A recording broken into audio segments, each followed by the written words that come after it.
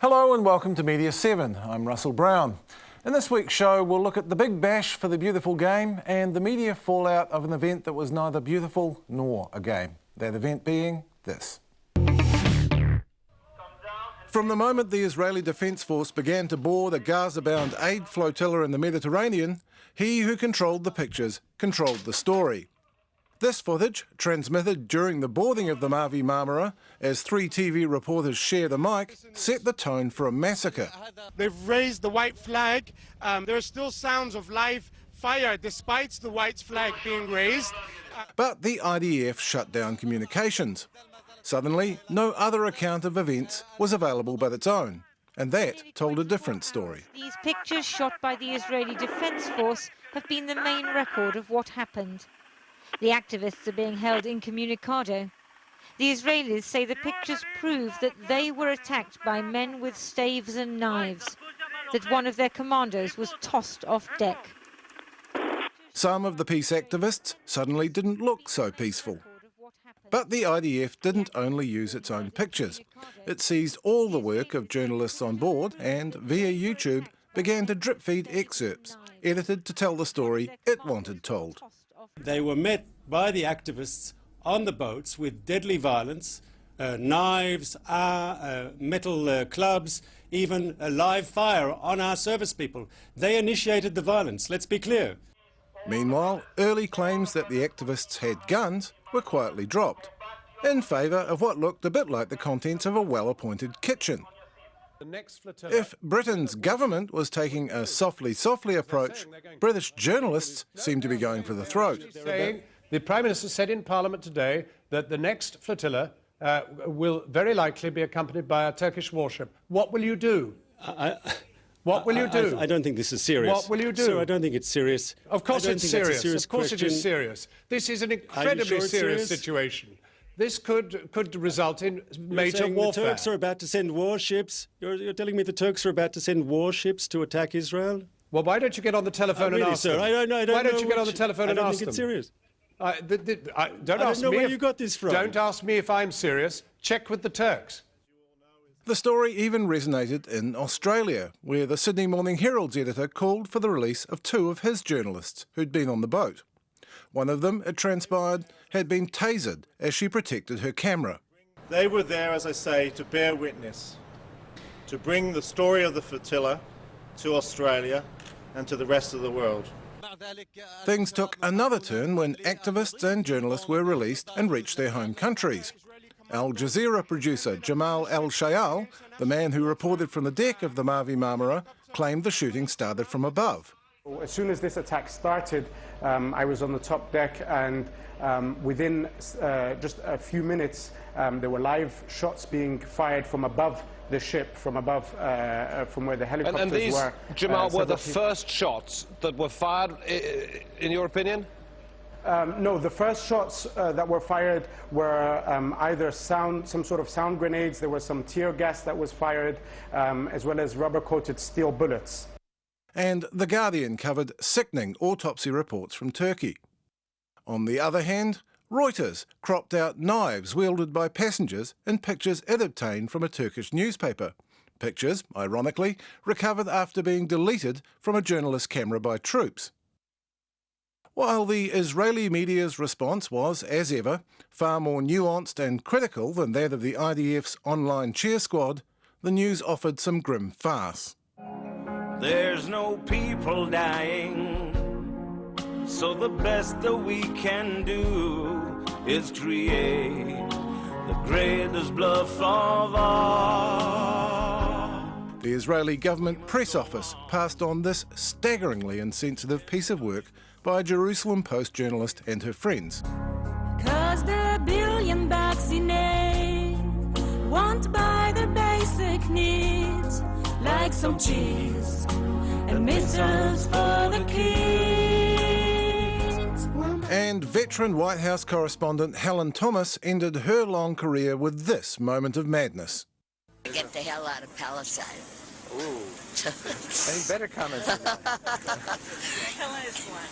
Remember, these people are occupied, and it's their land. It's not German, it's not Poland. So where should they go? What should they do? They go home. Where's the home? Poland. So the Jews, Germany. Meanwhile, 1.5 million Gazans live in an open prison. Israel has lost its last friend in the region. Iran makes its plans, and it's pretty hard to be optimistic. New Zealand Herald columnist Garth George brought it all home with this apocalyptic headline. After a little research, we found his source.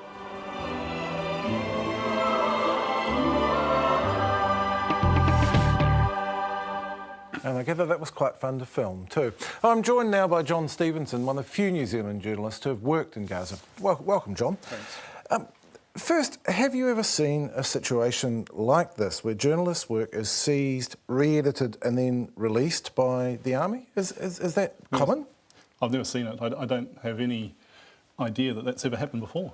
Yeah, the various broadcasters and I think all the press freedom organisations are outraged about this and have made their outrage known. Will that impact on Israel in any way?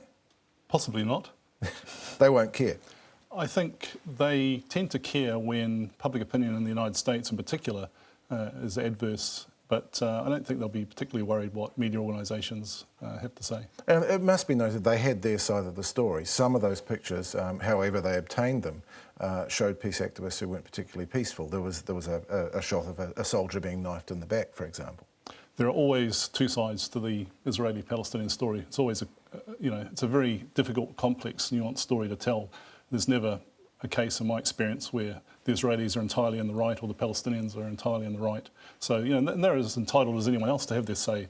I think possibly using journalist footage and editing it to suit their own needs is crossing the line.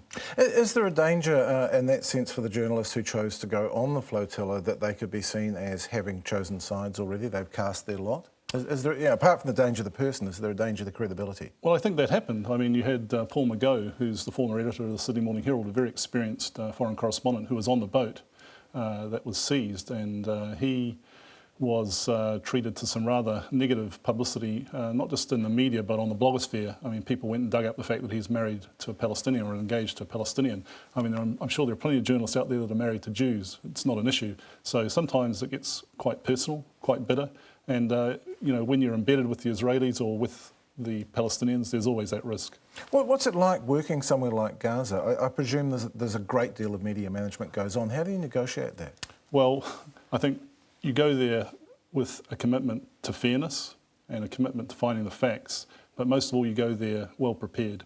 If you don't go there well prepared, you're going to get caught out badly, and the price of getting facts wrong and reporting about this issue is very high. So well prepared to you means knowing your facts? Knowing your facts, and of course many of the facts are hotly contested, but there's general agreement about a lot of historical events, and I think being well read, having good sources, I think going there with an open mind, that doesn't mean going there with an empty mind. I think going there with a framework of how you're going to report an issue, for example, having a good understanding of international humanitarian law, the Geneva Conventions, things like that.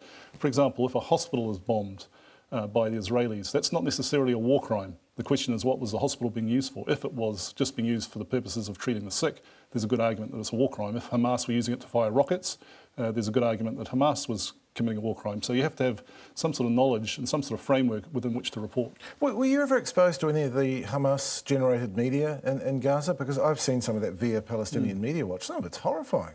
Some of it is, and it's almost on a comical level. It's racist. It's inciting hatred towards Jews, and it's as you said in the track, the public relations in Israel tends to be much more nuanced, much more slick. There's some pretty basic spin there as well, but some of the outpourings of hatred that you get in the occupied territory sadly don't do their cause any good. And you actually met and worked with the Israeli government spokesman we saw being harangued in that track. What's he like? Well, he's a very pleasant person. He's a smart guy. I think he's actually from Australia originally, but he's got a job to do and he does it very well. I think he's someone that is very professional, but you don't want to be deceived by these people. They're nice to meet, they're friendly, but they're doing a job, and that job is to advance their cause, and your job is to get around that, to find the loopholes in their arguments and to hold their feet to the fire. What's the default assumption when you roll up something like that as a New Zealand journalist? Do they know anything about you? Do they judge you on the basis you're a New Zealander? I know for a fact that myself and some other New Zealand journalists who went to Israel once, there was some background checking went on to find out whether we were favourably disposed or not. And for my part, I was quite open about the fact that if I went there to report, I'd be reporting on the basis of what I encountered and what I saw. And they didn't have any problem with that. The government press office people I've met, they've always been very professional towards me. Some journalists have had very bad experiences with them. I think the fact that I haven't probably is in some way due to the fact that New Zealand doesn't count that much in the public opinion stakes in Israel. Yes, they'd prefer that they had a good PR, good spin here, but they're really concerned about the United States, about Europe, much more than they are about a small country like New Zealand. Just bringing it back to the flotilla incident, what lessons do you think can be taken from this?